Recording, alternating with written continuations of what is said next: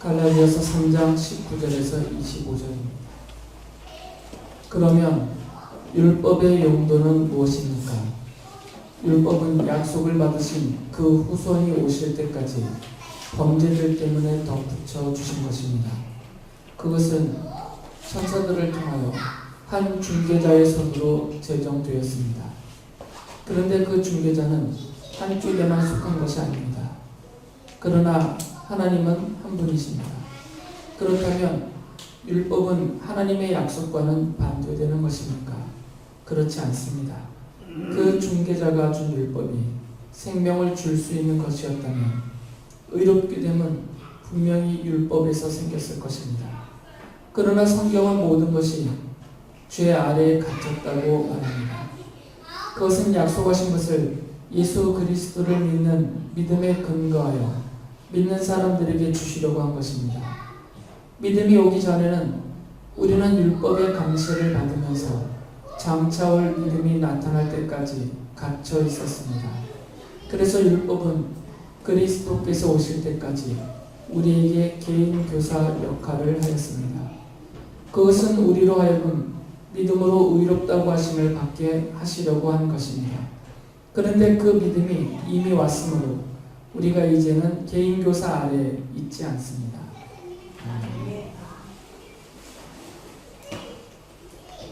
현대 교회에 우리나라에서도 무율법주의를 주장하면서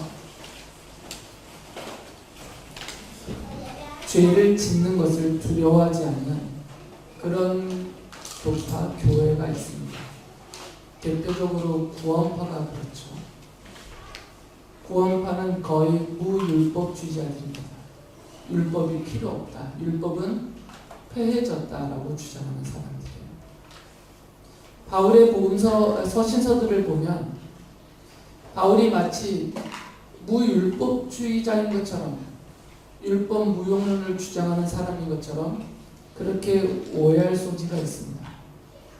왜 그러냐면 실제로 바울은 계속해서 율법을 지키면서 율법을 지키는 행위가 구원의 필수 요인이다, 필수 요소다라고 주장하는 그런 율법주의자들을 대적하고 공격하기 때문입니다.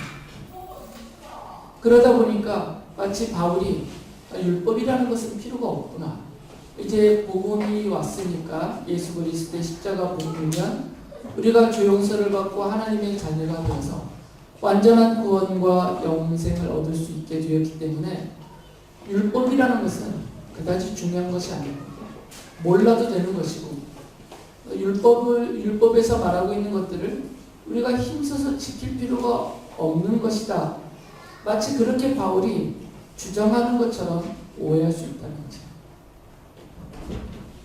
그러나 성경을 자세히 살펴보면 바울이 공격했던 것은 십자가 복음을 훼손하고 십자가 복음을 믿음으로만 구원받을 수 없고 율법을 지키는 행위가 더해져야 구원이 참되게 완성될 수 있다라고 주장하는 그 율법주의자들을 공격했던 것입니다. 바울은 한 번도 율법 자체를 공격한 적은 없습니다. 바울은 율법은 쓸모없다. 이제 율법은 배울 필요도 없고 알 필요도 없고 율법에서 말하고 있는 것들은 우리가 굳이 지키려고 힘쓸 필요도 없다. 이렇게 주장한 적은 단 한 번도 없습니다. 오히려 바울은 율법 그 자체를 귀하게 여겼어요. 그래서 바울이 로마서 7장 12절에 보면 이렇게 말을 했습니다. 그러므로 율법은 거룩하며 계명도 거룩하고 의롭고 선한 것입니다. 율법이 나쁜 것이 아니라는 것입니다. 율법은 하나님의 말씀이고 모세를 통하여서 하나님이 택하여 백성으로 삼으신 하나님의 백성들이 누구이고 하나님의 백성들이 어떻게 하나님을 예배하고 하나님의 백성들이 어떻게 사람 사이에서 또는 세상에서 어떤 자세를 가지고 어떤 가치관을 가지고 어떤 몸 행실을 행하면서 살아야 되는지를 설명해 주는 말들이에요. 그래서 바울은 그 율법은 하나님의 말씀으로서 거룩하고 그리고 의롭고 선한 것이다라고 말하는 거죠. 예수님께서도 마태복음서에서 이렇게 말씀하셨습니다. 마태복음서 5장 17절 18절 보면 내가 율법이나 예언자들의 말을 폐하러 온 줄로 생각하지 말라. 폐하러 온 것이 아니라 완성하러 왔다. 내가 진정으로 너에게 말한다. 천지가 없어지기 전에는 율법은 1.1획도 없어지지 않고 다 이루어질 것이다. 예수님께서도 율법이 온전하다라고, 그리고 이 율법은 영원한 하나님의 말씀으로서 율법을 내가 완성하러 왔다라고 말씀하고 계시는데, 감히 바울이 어떻게 예수께서 이렇게 인정하시는 율법을 필요 없다라고 말할 수 있겠어요? 그렇지 않다는 거죠. 그래서 바울이 율법주의자들의 거짓된 복음, 거짓된 가르침을 배척하고 그들을 공격하는 한편에서 혹시나 무율법주의에 빠질 염려가 있기 때문에 갈라디아 교회에 편지를 써보내면서, 그리고 이 편지를 장차 읽게 된 모든 교회로 모이는 성도들을 향해서 율법의 용도, 그리고 그 율법의 가치를 설명했어요. 바울은 이 율법의 용도와 가치를 크게 세 가지라고 말합니다. 첫 번째는 바울이 갈라디아서 3장 19절에서 이렇게 말했습니다. 그러면 율법의 용도는 무엇입니까? 율법은 약속을 받으신 그 후손이 오실 때까지 범죄들 때문에 덧붙여 주신 것입니다. 그것은 천사들을 통하여 한 중개자의 손으로 제정되었습니다. 하나님이 여기서 말한, 바울이 말한 한 중개자는 모세입니다. 하나님이 모세를 통하여서 율법, 꼭 기록된 하나님의 말씀인 율법을 정하여 주신 이유는 범죄 때문이라는 거예요. 범죄, 곧 죄를 지음이 없었으면 율법을 굳이 하나님이 정하여 주시지 않았을 것이라는 거죠. 그러니까 모든 율법은 죄 때문에 주신 것입니다. 여기에 율법의 가치가 있는 것입니다. 바울이 그래서 로마서 3장 20절에서 이렇게 말을 해요. 그러므로 율법의 행위로는 하나님 앞에서 의롭다고 인정받을 사람이 아무도 없습니다. 율법으로는 죄를 인식할 뿐입니다. 율법은 죄가 무엇이고 그 죄가 우리를 얼마나 비참하게 만들고, 그리고 그 죄가 우리의 영원한 결말로 하나님의 심판과 형벌을 받을 수밖에 없게 만드는지를 알려주는 것이다라는 거죠. 그래서 바울이 말하는 율법의 용도는 죄를 알게 하는 거죠. 바울은 그것을 죄를 인식하는 것이다라고 표현했습니다. 이것을 바울이 이렇게 설명을 해요. 로마서 5장 13절을 보면 율법이 있기 전에도 죄가 세상에 있었으나 율법이 없을 때에는 죄가 죄로 여겨지지 않았습니다. 율법이 이런 행동은 죄고 이런 말과 이런 마음과 이런 태도는 죄다라고 정해 주었기 때문에 그전에는 그런 자신들의 말과 생각과 행동이 죄인 줄 모르고 함부로 살았던 사람들이 이제 율법에 그것이 죄라고 써 있으니까 그 죄라고 정죄를 해 주었기 때문에 죄를 알게 된다는 거죠. 바울이 예를 들면서 이렇게 설명해요. 로마서 7장 7절에 보면 그러면 우리가 무엇이라고 말을 하겠습니까? 율법이 죄입니까? 그럴 수 없습니다. 그러나 율법에 비추어 보지 않았다면 나는 죄가 무엇인지 알지 못하였을 것입니다. 율법에 탐내지 말아라 하지 않았다면 나는 탐심이 무엇인지를 알지 못하였을 것입니다. 탐심이 죄라고 율법이 탐내지 말아라는 조항으로 써주었기 때문에 예전에는 탐심이 뭐 그렇게 나쁜가 이렇게 생각했었더라도 율법을 알게 되면 탐심은 나쁜 거구나, 이것은 죄구나 이렇게 깨달아 알게 된다는 것이죠. 율법의 용도는 죄를 깨닫게 함이 있습니다. 죄가 무엇인지 알게 해주고 그 죄가 우리를 얼마나 비참하게 만드는지를 알게 해주고, 그리고 그 죄에 대한 하나님의 심판과 진노와 형벌이 무엇인지를 알게 해주는 것이 율법의 첫 번째 용도예요. 율법의 용도가 죄를 알게 하는 것에 있다면 성도로서 우리들은 율법인 곧 기록된 하나님의 말씀인 이 성경을 어떤 자세로 봐야 되겠어요? 등한시하면 안 되는 겁니다. 성경을 가볍게 여기거나 거들떠보지 않거나 나는 이미 예수님 믿고 구원을 받았으니까 굳이 힘들게 내가 성경을 읽고 성경을 배우고, 특히 구약 성경은 재미도 없는데 모세의 율법들을 보면 계속 하라 하지 말라 짜증날 정도로 써있는데 내가 이거 뭐하러 보냐, 난 이미 구원받았는데, 이렇게 생각하지 말라는 거죠. 그렇게 생각하기 때문에 죄가 무엇인지를 모르고 죄의식과 죄책감 없이 탕신 안에서 막 산다는 거죠. 그러니까 성도들은 특히 예수 그리스도의 십자가 복음을 믿음으로 온전하게 완전하게 영원한 구원을 얻은 성도일수록 더욱더 성경을 봐야 되고, 그 중에서도 계명을 봐야 돼요. 계명을 봐야, 율법에 기록되어 있는 계명들을 알아야 내가 어떻게 사는 것이 하나님이 기뻐하실 것인가를 알게 된다는 것이죠. 율법이 죄를 인식하게 해주고 그 죄에 대한 하나님의 심판과 형벌을 알려주기 때문에 성도들은 더욱더 예수 그리스도의 십자가 복음을 믿을 수 있게 해주는 것이에요. 그런 죄와 그 심판에서 벗어나게 해준 것이 십자가의 복음이기 때문입니다. 그리고 성도들도 이 율법이 있기 때문에, 계명이 있기 때문에 내가 저지른 죄를 깨닫게 돼요. 계명이 없다면 못 깨닫는다는 거죠. 율법이 있고 계명이 있기 때문에 내가 짓는 이 죄를 깨닫고 회개하고 그 죄로부터 떠나서 죄를 멀리할 수 있게 된다는 것이죠. 죄를 저지를 때에도 우리가 연약하고 부족하고 어리석어서 죄를 저지르는 그런 안타까운 지경에 처하게 될 때에도 그것이 죄라고 정죄해 주기 때문에 뉘우칠 수 있다는 거죠.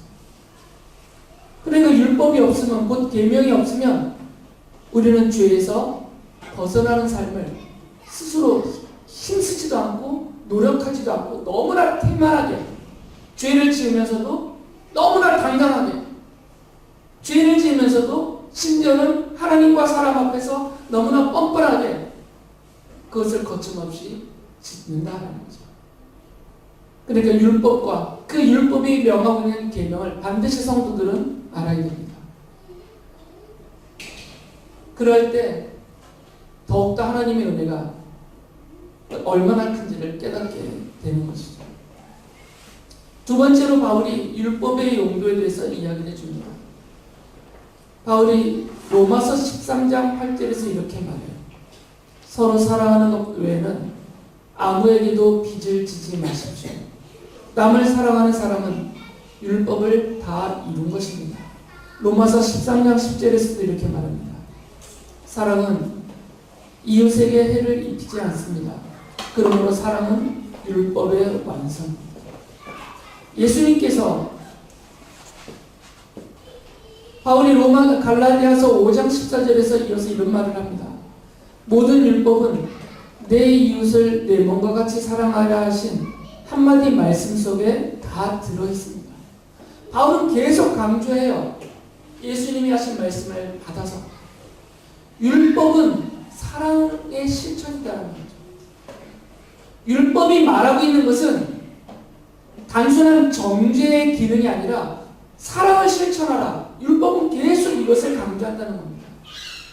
그래서 사랑을 실천하는 사람이 율법을 다 이루고 완성하는 것이다라는 거죠. 율법의 용도는 사랑을 실천하게 함에 있어요. 예수님이 마태복음서 22장 37절부터 40절에서 이렇게 말씀하셨기 때문입니다. 예수께서 그에게 말씀하셨다. 내 마음을 다하고 내 목숨을 다하고 내 뜻을 다하여 주 너희 하나님을 사랑하여라 하였으니 이것이 가장 중요하고 으뜸가는 계명이다. 둘째 계명도 이것과 같은데 내 이웃을 내 몸과 같이 사랑하여라 하는 것이다. 이 두 계명에 온 율법과 예언서의 본뜻이 달려있다. 그래서 예수님이 제자들에게 요한복음서 13장 35절에서 제자의 도리를 말씀하시면서 이렇게 말씀하셨어요. 너희가 서로 사랑하면 모든 사람이 그곳으로서 너희가 내 제자인 줄을 알게 될 것이다. 율법은 사랑을 가리키는 말씀입니다. 율법은 저주의 말씀이 아닙니다. 이 율법과 계명은 우리를 숨도 못 쉬도록 올가매어서 우리가 율법 안에 짓눌려서 나는 죄인이야, 영원한 멸망에 빠질 자야, 나는 아무래도 안 돼 하고 낙심하고 쓰러지게 만드는 그런 것이 율법이 아니고, 율법은 사랑하며 살아야 된다는 것을 가르쳐주는 말씀이라는 거죠. 그러니까 율법을 읽으면 읽을수록, 계명을 알면 알수록 우리는 나는 사랑하며 살아야 되는구나, 이것을 알게 된다는 거죠. 왜 우리가 사랑을 실천하지 못하냐면 예수님의 십자가를 바라보고 있으면서도, 이 십자가 사랑이 무엇인지를 알고 있으면서도 왜 우리가 이기심에서 벗어나지 못하고 이타적인 사랑을 실천하지 못하고 있냐면 율법을 모르기 때문에, 계명을 모르기 때문에. 율법을 보면, 그리고 그 계명을 알면 모든 율법이, 모든 계명이 사랑하라고 말하고 있다는 것을 알게 돼요. 그래서 율법의 용도는 우리로 하여금 예수 그리스도의 십자가 사랑을, 우리가 먼저 받은 십자가의 사랑을 서로를 향하여서, 이웃을 향하여서 실천하게 함에 있다는 것이죠. 자주 말씀드리지만 우리가 비록 인간의 본성적인 부족함과 연약함과 어리석음 때문에 율법과 그 계명을 다 지키면서 살지는 못해요. 그렇다 하더라도 율법은 십자가의 사랑을 실천하며 살아야 한다는 것은 분명하게 알려줍니다. 율법대로 살지는 못하겠지만 그러나 깨달아 알 수 있게 해준다는 것이죠. 율법은 이기심을 책망합니다. 이기심은 하나님의 율법, 하나님의 계명에서는 죄로 정죄해요. 탐심도 이기심의 한 부분입니다. 이기심은 정당하지 않습니다. 성도들에게. 나만을 위하고 나만을 생각하는 이 이기적인 생각과 그런 태도와 그런 마음과 그런 모든 것들은 율법과 그 계명이 말하고 있는 죄에 해당합니다. 그래서 율법은 이기심을 책망합니다. 그리고 예수께서 십자가에서 보여주신 이타적인 사랑을 실천하는 것이 선이다라고 가르쳐요. 자기만을 찾는 이기심은 나를 점점점 죄와 악으로 향하게 만들어요. 이기심 그 자체가 죄다, 이기심이고 이기심 요 자체가 죄로서 아주 나쁜 것이다, 이것을 말하는 게 아니라 이기심이 계속 커지면 나를 점점점 죄와 악으로 향하게 만듭니다. 그래서 율법이 정죄하는 것이에요. 이기심을 갖지 마라, 인색하지 말라고 계속 율법이 그런 내용들을 장황하게 설명합니다. 자기만을 위하여 살지 말라고. 그러면서 이타적인 사랑을 실천하는 것이 선이다라고 가르쳐줍니다. 그것이 나를 선으로 향하게 하고 하나님을 향하게 하고 하나님의 사람답게 만들어주기 때문이에요. 이처럼 율법의 용도는 성도들에게 죄를 인식하게 하고 그 죄를 벗어나서 사랑을 실천하게 합니다. 율법은 십자가의 사랑을 실천하는 것이 하나님의 뜻이라는 것을 알려주고 그 뜻을 따라서 서로 사랑해야 된다고 말을 해줍니다. 세 번째는 바울이 갈라디아서 3장 24절에서 이런 말을 해요. 그래서 율법은 그리스도께서 오실 때까지 우리에게 개인 교사 역할을 하였습니다. 그것은 우리로 하여금 믿음으로 의롭다고 하심을 받게 하시려고 하는 것입니다. 율법은 개인 교사 역할을 하였다는 얘기입니다. 여기서 말하는 개인 교사는 1시간 와서 수학 가르쳐주고 또 1시간 와서 영어 가르쳐주는 이런 과외 선생님을 말하는 게 아닙니다. 바울이 살았던 이 로마 시대 때 개인 교사라는 이름으로 불려졌던 사람은 어떤 사람들이냐면 왕족이나 귀족이나 부잣집에 살면서 그 집에 살면서 그 집주인의 자녀를 24시간 돌보며 양육해주는 사람이에요. 그래서 이 사람이 이 어린 아이들을 향하여서 선과 악을 알려주고 사람으로서 올바른 가치관을 갖도록 알려주고 이 아이가 장성하여서 성인으로 독립할 때까지 이 아이를 바른 길로 사람다운 삶으로 이끌어주는 그런 역할을 하던 사람들이에요. 그것을 여기서 말한 개인 교사라는 단어로 썼던 것이죠. 율법은 성도들에게 이런 개인 교사의 역할을 한다는 거죠. 율법이 가정에 있는 개인 교사가 사회적으로 또 인간적으로 어느 정도 올바른 위치까지, 정상적인 위치까지 이 앞뒤 분간도 못하는 아이들이 자라날 때까지 그것을 목표로 개인 교사로서 역할을 하였다면, 율법은 어린애와 아이 같은 성도들이 도달해야 될 목적지를 정해놓고 이곳을 향하여서 성도들을 이끌어가는 역할을 한다는 거죠. 그 목적지가 어디냐면 바로 오직 믿음으로만 구원을 얻을 수 있다. 이 사실을 알 때까지 이끌어주는 역할을 한다는 거죠. 이 자리에는 우리가 다 지금 성도로서 하나님의 자녀라는 고귀한 신분을 갖고 있지만 본래 우리는 다 죄인이었어요. 본래 우리는 하나님을 알지 못하였고 하나님의 사랑과 은혜가 무엇인지도 모르는 채 살고 있었던, 죄와 그로 인한 비참함과 영원한 지옥 심판에 빠질 수밖에 없었던 그런 자리에 있었어요. 그런데 그러한 우리를 하나님이 창세전에 구원하시기로, 하나님의 자녀 삼으시기로 정하신 그 뜻대로 때가 되어서 우리를 불러내셨어요. 우리를 하나님의 자녀로 삼아주셨단 말이죠. 그리고 우리를 계속해서 이끌어가고 계시는 것이에요.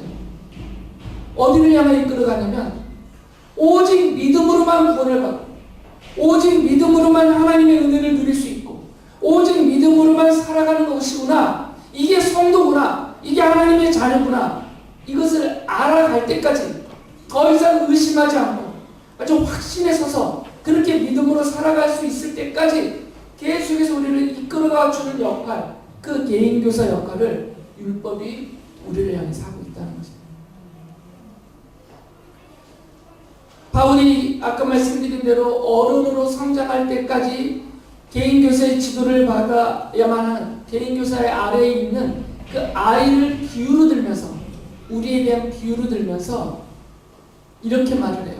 갈라디아서 3장 22절 23절을 보면, 그러나 성경은 모든 것이 죄 아래에 갇혔다고 말합니다. 그것은 약속하신 것을 예수 그리스도를 믿는 믿음에 근거하여 믿는 사람들에게 주시려고 하는 것입니다. 믿음이 오기 전에는 우리는 율법의 감시를 받으면서 장차 올 믿음이 나타날 때까지 갇혀 있었습니다. 예수 그리스도의 십자가 복음을 믿고 그 믿음으로 구원의 확신을 갖고 하나님의 자녀다움을 누리며 살 수 있는 그 지경에 가기 전까지는 죄인으로서 율법에 갇혀 있었다는 거예요.